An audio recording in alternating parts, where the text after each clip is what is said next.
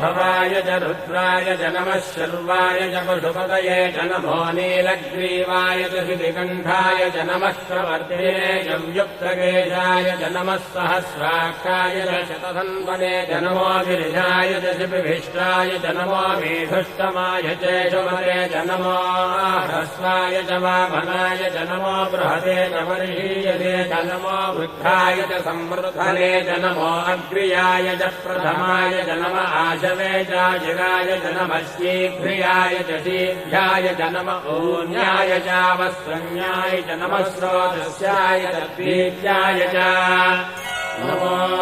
ज्येष्ठाय च कनिष्ठाय च नमः पूर्वजाय च परजाय च नमो मध्यमाय च वकल्भाय च नमो जघन्याय च बुद्धियाय च नमः श्रोभ्याय च प्रतिशल्याय च नमो याम्याय च क्षेम्याय च नमो उर्भज्याय च